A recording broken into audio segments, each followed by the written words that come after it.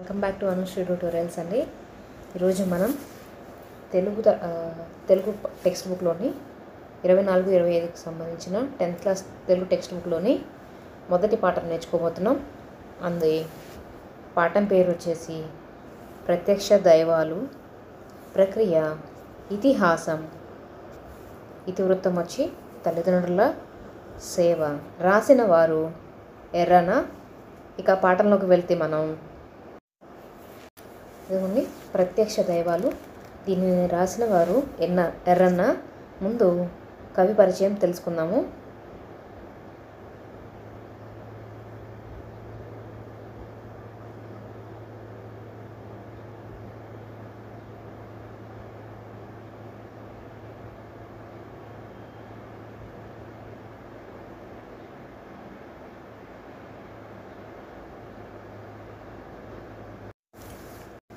మహాభారతాన్ని ఆంధ్రీకరించిన కవిత్రయంలో ఎర్రన మూడవవారు. ఈయనతో పాటు నన్నయ్య, తిక్కన అని ఉన్నారు. వీరి ముగ్గురిని కలిపి కవిత్రయం అంటారు. ఈయన క్రీస్తు శతాబ్దం 14వ శతాబ్దానికి చెందిన కవి. వీరి తల్లిదండ్రులు పోతమ్మ, సూరన్నలు.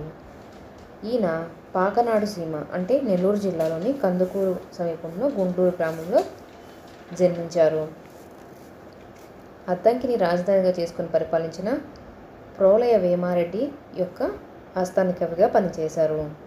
ఈయన రాసినది రామాయణం, హరివంశం, అరణ్య పర్వశేషం, నృసింహ పురాణం వీరి యొక్క రచనలు. శంభుదాసుడు, ప్రబంధ పరమేశ్వరుడు అనే బిరుదులు వీరికి ప్రసిద్ధి చెందారన్నమాట. వీరి రచనా శైలిలో సూక్తి వైచిత్రి పేరెనిక గనది. ఈ పాఠం మహాభారతంలోని అరణ్య పర్వంలోని 5వ ఆశ్వాసం నుండి స్వీకరించబడింది.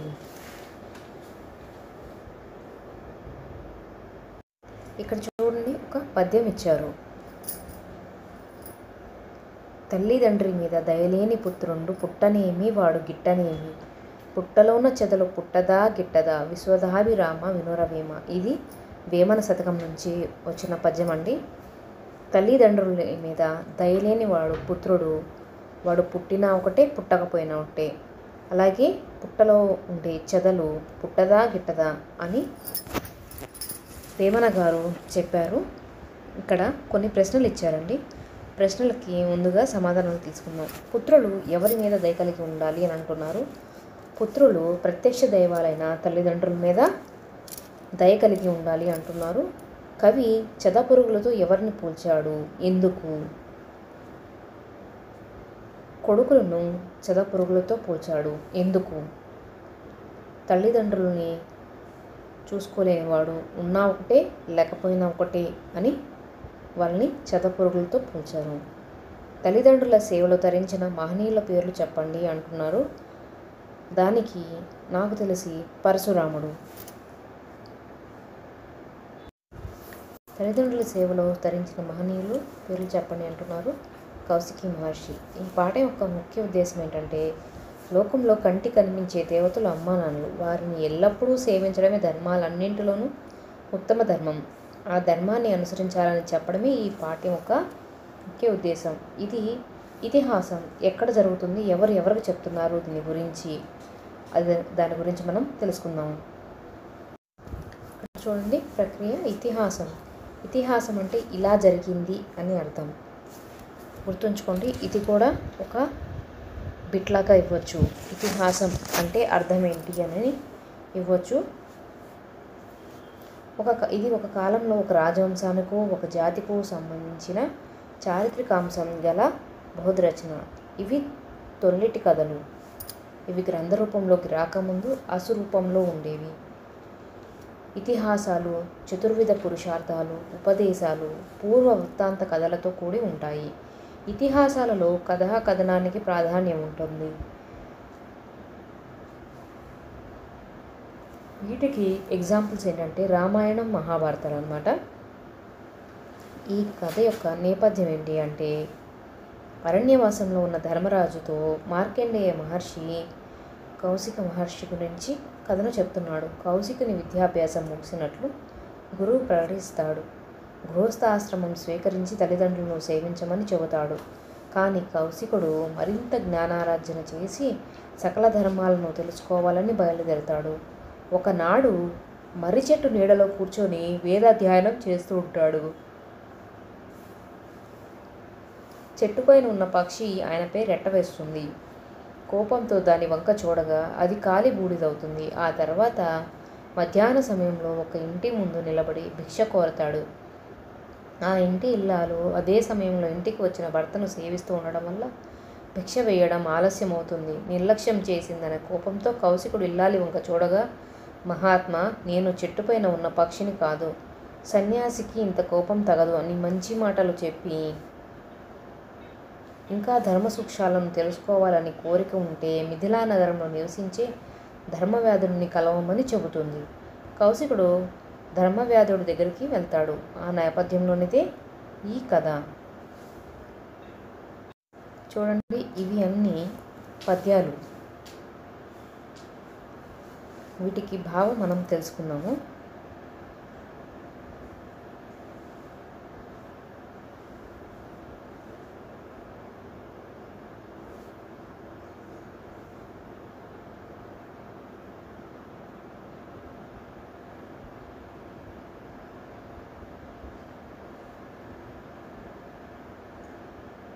ఇదిగోని ధర్మవ్యాధుని తల్లిదండ్రులు, వారికి కౌశికుడు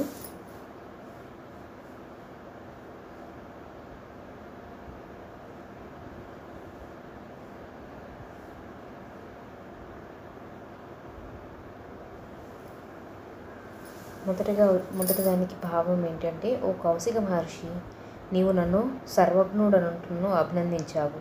నేను ఇంతటి విజ్ఞానాన్ని పొందడానికి మూలమైన ధర్మం ఒకటి ఉంది. ఆ ధర్మాన్ని నీ కంటికి కనిపించే విధంగా తెలియజేస్తాను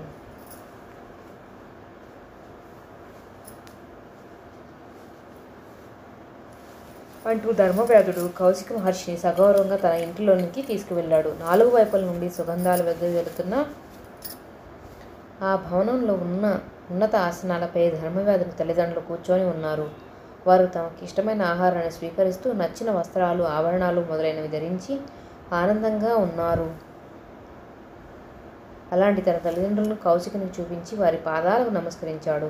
వారి యోగక్షేమాలను అడిగి తెలుసుకున్నాడు. అప్పుడు వారు కుమారునితో ఇలా అన్నారు: ప్రియమైన కుమార, నీ వంటి ఉత్తముడు కుమారుడై ఉండగా మాకేమి లోటు ఉంటుంది?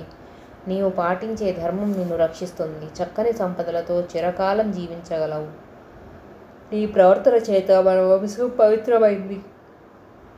మానవుడిగా జన్మించావే గాని దేవతల్లో గొప్ప దేవతవు, అనుమానం లేదు. మనసు, మాట, ఆచరణల చేత తల్లిదండ్రులను ప్రేమిస్తున్నావు. ఉత్తమ గుణవంతుడవైన నీ గురించి చెప్పి తర్వాత పరశురాముని గురించి చెప్పాలి. మరెవ్వరూ నీకు సాటిరారు అని పలికిన తల్లిదండ్రులకు ధర్మవ్యాధుడు కౌశికుని చూపించాడు. వారితో, ఈ మహానుభావుడు మనల్ని చూడాలనే కోరికతో ఇక్కడికి వచ్చాడని చెప్పాడు. వృద్ధులు ఆ కౌశికుడికి స్వాగత మర్యాదలు చేశారు. కౌశికుడు వారి యోగక్షేమాలను అడిగాడు.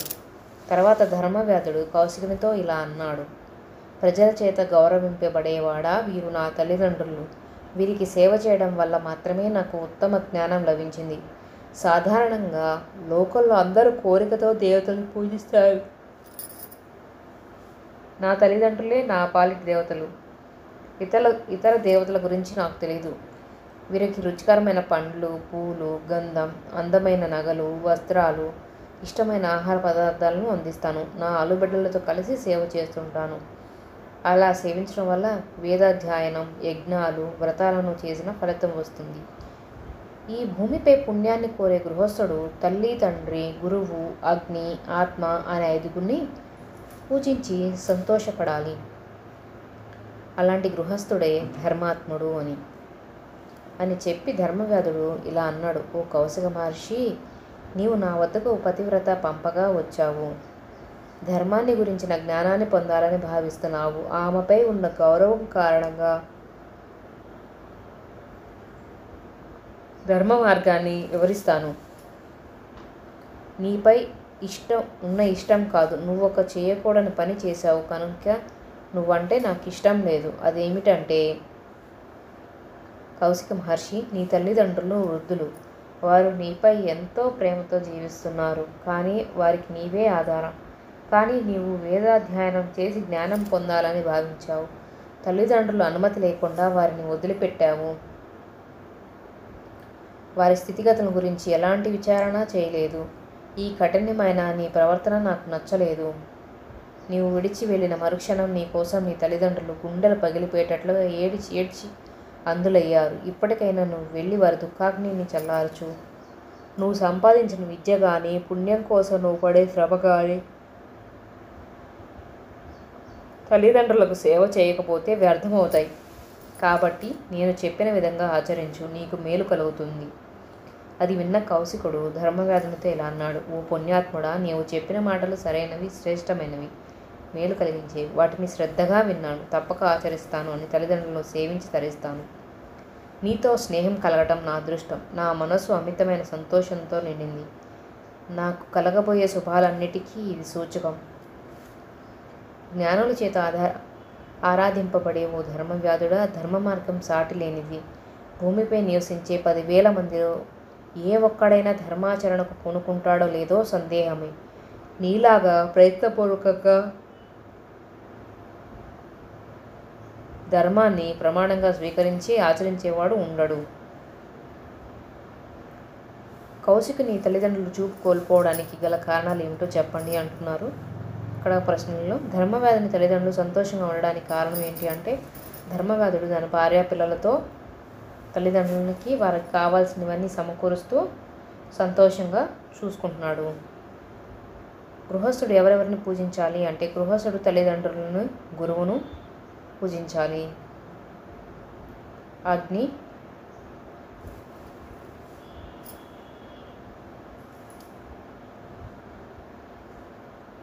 ఇక్కడ చూడండి, అనుపమెట్టి వారలకు నందదు ధర్మవదంబు ధాత్రిలోన 10,000 అని ఇక్కడ ఇచ్చారు కదా పద్యము.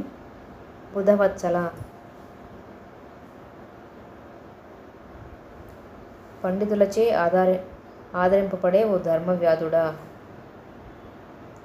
విను ఆలకింపుము, విను ఆలకింపుము. ధాత్రిలో అంటే ఈ భూమి యందు, ధాత్రిలో అంటే భూమి యందు. ధర్మపదంబు అంటే ధర్మ మార్గంలో. అనుపము సాటి లేనిది.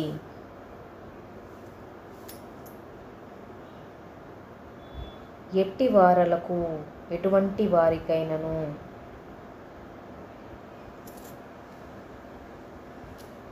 ఇక్కడ మెట్టివారు, ఎట్టి అంటే ఎవరికైనాను. ఎవరైతే ధర్మ మార్గంలో ప్రయాణిస్తారో వారికి ఈ భూమి అందులో సాధ్యపడినదంటూ ఏది ఉండదు అని దీనికి అర్థం అనమాట. అందదు, గ్రహించడం సాధ్యం కాదు. విను, విషయం తెలుసుకో. 10,000 మందిలో ఒకడైనా విస్తృత ధర్మపరాయణుడు, గొప్ప ధర్మాన్ని అనుసరించేవాడు కలుగునా, కలంగుడువు కలగడో, ఉంటాడో ఉండడో. ఈ భూమి మీద ధర్మ మార్గంలో ప్రయాణించే 10,000 మందిలో ఒక్కడైనా ఉంటాడో లేదో సందేహమే. సందేహము అంటే సందేహమే. కోరి ప్రయత్నించి, సనాతన ధర్మం అంటే ప్రాచీన ధర్మం ఉంది తెలిసి గ్రహించి, ఇట్లు ఈ విధంగా ఎవ్వరికైనా నీకు పోలేం. చూడండి, ఇక్కడ అపరిచిత గద్యాన్ని చదివి ప్రశ్నలకు సమాధానం రాయండి అంటున్నారు. కేరళకు చెందిన 17 ఏళ్ల బాలిక తన తండ్రి కోసం గొప్ప త్యాగం చేసింది. అమల్లో ఉన్న చట్టాల వల్ల ఎదురవుతున్న అడ్డంకులను న్యాయస్థానం ద్వారా తొలగించుకొని ఆమె తండ్రికి ప్రాణదానం చేసింది. ఆమె త్యాగనిర్తిని అందరూ ప్రశంసిస్తున్నారు. కేరళలోని త్రిశూర్లో ప్రతీష్ ఒక కేఫ్ను నడుపుతున్నారు. ఆయన తీవ్రమైన కాలేయ వ్యాధితో బాధపడుతున్నారు. ఆయనకు కాలేయ మార్పిడి శస్త్రచికిత్స చేయడం తప్పనిసరి అని వైద్యులు తెలిపారు. ఆయనకు కాలేయాన్ని ఇవ్వగలిగే తగిన అవయవదాత దొరకలేదు. దీంతో ఆయన కుమార్తె దేవానందాన్ని చాలా వేదనకు గురైంది. తన తండ్రి కోసం తాను ఏదైనా చేయాలనుకుంది. తన కాలేయంలో కొంత భాగం ఆయనకు ఇవ్వాలని నిర్ణయించుకుంది. అయితే ఓ మైనర్ తన అవయవాలను దానం చేయడానికి మన దేశంలో అమలులో ఉన్న చట్టాలను అనుమతించవని తెలుసుకుంది. ఇటువంటి సందర్భం గతంలో వచ్చిందని, మైనర్ అవయవ దానం చేయడానికి కోర్టు అనుమతి ఇచ్చిందని తెలుసుకొని కేరళ హైకోర్టును ఆశ్రయించింది. తన తండ్రికి తన కాలేయంలో కొంత భాగాన్ని ఇచ్చేందుకు అనుమతించాలని కోరింది. హైకోర్టు ఆమెకు అనుకూలంగా తీర్పు చెబుతూ అనేక సమస్యలను ఎదుర్కొంటూ ఇంతటి త్యాగానికి సిద్ధమైనందుకు ఆమెను ప్రశంసించింది. తన కాలేయాన్ని ఇచ్చేందుకు హైకోర్టు అనుమతించడంతో దేవానంద తన కాలేయం దానం చేయడానికి తగిన స్థాయిలో ఆరోగ్యవంతంగా ఉండడం కోసం ఆహారపు అలవాట్లు పూర్తిగా మార్చుకుంది. స్థానిక జిమ్లో క్రమం తప్పకుండా వ్యాయామం చేసేది. అలువలోని ఓ ఆసుపత్రిలో తన కాలేయాన్ని దానం చేసింది. ఆమె సాహసానికి మెచ్చుకొని శస్త్రచికిత్సకు అయ్యే ఖర్చులను ఆసుపత్రి యాజమాన్యం ఉపసంహరించింది. ఓ వారం రోజుల తర్వాత ఆమె ఆసుపత్రి నుంచి ఇంటికి పంపించారు. తన తండ్రికి తన కాలేయంలో కొంత భాగం ఇవ్వడం తనకు గర్వకారణమని, సంతోషంగా ఉందని దేవానంద తెలిపారు. దేవానంద తన తండ్రి కోసం ఏం చేయాలనుకుంది అంటే తన కాలేయంలోని కొంత భాగాన్ని తండ్రికి ఇవ్వాలనుకుంది. హైకోర్టు దేవానందను ఎందుకు ప్రశంసించింది అంటే తన తండ్రి అవయవ దానం చేయాలనుకుంది కాబట్టి, కాంప్లికేషన్స్ ఎన్ని ఉన్నా కూడా తను చేయాలనుకుంది కాబట్టి అందుకని కోర్టు తనని ప్రశంసించింది. దేవానందకు హాస్పిటల్ యాజమాన్యం ఏ విధంగా సహకరించింది అంటే హాస్పిటల్ తను కాలేయాన్ని దానం చేస్తుంది కాబట్టి ఏదైతే సర్జరీకి ఖర్చు అవుతుందో అది మొత్తం వాళ్ళే భరాయించారు.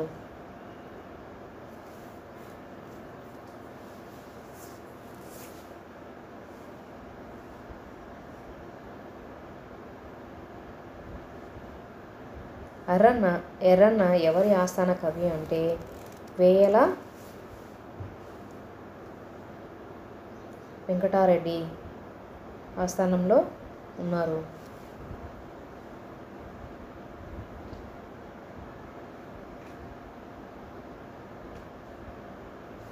రోలయ్య వేమారెడ్డి యొక్క ఆస్థాన కవిగా ఉన్నారు ఎర్రన్న.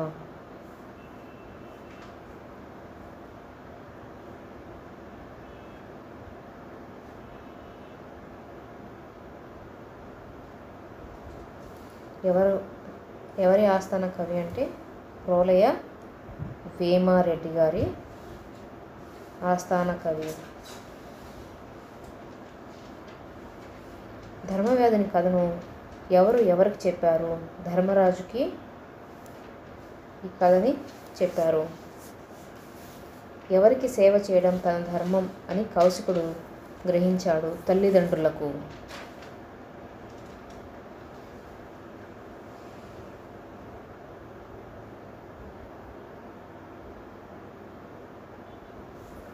ధర్మవ్యాధుని కథ ఏ గ్రంథం నుండి స్వీకరించబడింది అంటున్నారు? ఇది మహాభారతం నుంచి స్వీకరించబడింది. ధర్మవ్యాధుడు కౌశికునితో తల్లిదండ్రుల సేవ విశిష్టతను గురించి ఏం చెప్పాడు అంటే తల్లిదండ్రులకి కావాల్సిన అన్ని సౌకర్యాలు సమకూర్చి వారితో వినయ విధేయతలతో ఉండాలి అని చెప్పాడు. ధర్మవ్యాధుని తల్లిదండ్రులు తమ పుత్ర ప్రేమను ఎలా వ్యక్తీకరించారు అంటే ఈ ప్రపంచంలో నువ్వు పరశురాముడితో సమానమని చెప్పారు.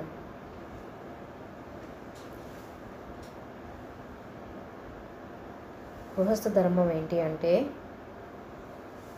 తల్లిదండ్రులను, గురువును, అగ్ని, ఆత్మని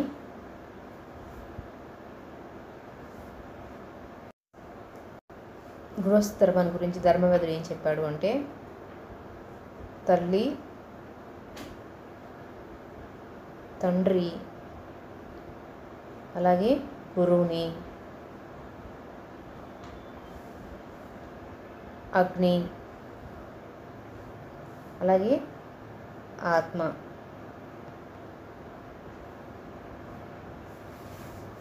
వీరిని చక్కగా చూసుకోవాలని చెప్పాడు. ఇక్కడ చూడండి, కింది వాక్యాలు ఎరుపు రంగులో ఉన్న పదాలకు అర్థాలు రాసి సొంత వాక్యాలు అంటున్నారు. జనకుడు అంటే తండ్రి. తండ్రి తమ పిల్లలను చక్కగా తీర్చిదిద్దాలి.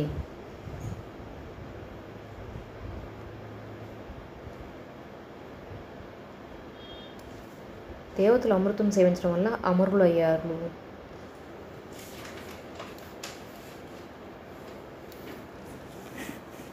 భూషణం అంటే నగలు. చక్కని వాక్కే మనిషికి ఆభరణం. భూషణం అంటే నగే కాదు, ఆభరణం అని కూడా అంటారు.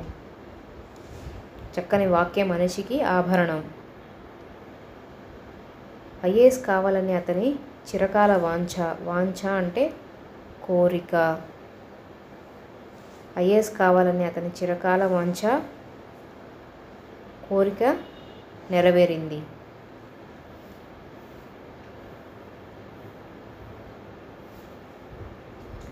హితము అంటే మంచి.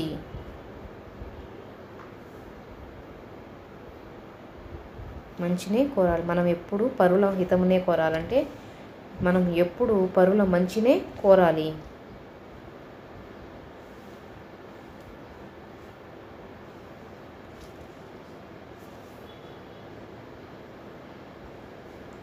ఇక్కడ చూడండి, పర్యాయ పదాలు రాయమన్నారు. పుత్రుడు. పుత్రుడు అంటే కుమారుడు. అలాగే కొడుకు. ఇక్కడ వస్త్రం. జనని అంటే మాత, అలాగే తల్లి. చక్షువు అంటే నేత్రం.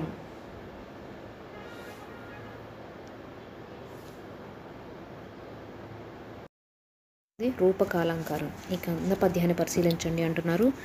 ఇక వగచి వగచి నిర్భిన్న హృదయులై విగత చక్షులైరి వినవే వారలైరగి ఇంకనైను నమ్ముదసుల యుద్ర శోకవహ్ని నార్పవయ్య. ఈ పద్యంలో శోకవహ్ని అని ఉంది కదా, అంటే శోకం అనేడు వహ్ని. శోకం అనే ఉపమేయానికి వహ్ని అనే ఉపమానానికి అవిభేదం చెప్పారు. వహ్ని లక్షణాన్ని శోకంపై ఆరోపించారు కనుక ఇది రూపకాలంకారం. దీని యొక్క లక్షణం ఎలా ఉంటుందో తెలుసుకుందాం. ఉపమాన ధర్మాన్ని ఉపమేయంపై ఆరోపిస్తూ ఉపమేయానికి ఉపమానానికి అభేదం చెప్పినట్లయితే, అంటే భేదం లేనట్లు చెప్పినట్టయితే ఇది రూపకాలంకారం అంటున్నారు. ఇక్కడ చూడండి,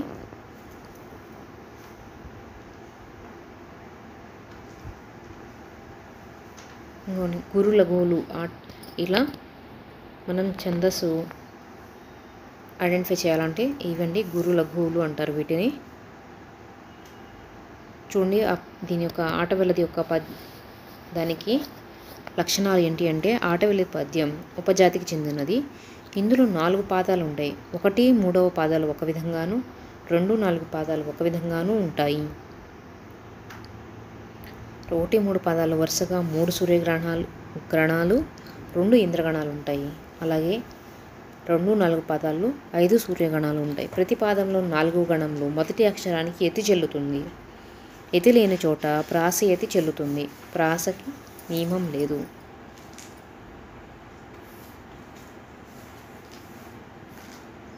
చూడండి, ఇక్కడ జూన్ 1వ తేదీన ప్రపంచ తల్లిదండ్రుల దినోత్సవంగా ఐక్యరాజ్య సమితి జనరల్ అసెంబ్లీ 2012లో ప్రకటించింది.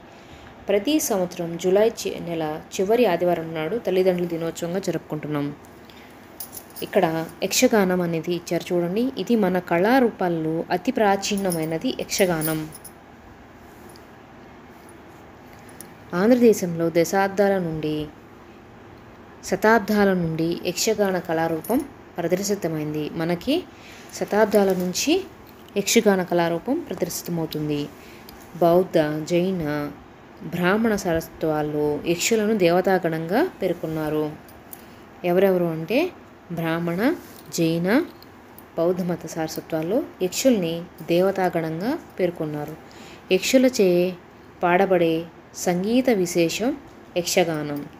యక్ష శబ్దానికి ప్రాకృతంలో ఎక్కులు అని, తెలుగులో జక్కులు అని అంటారు.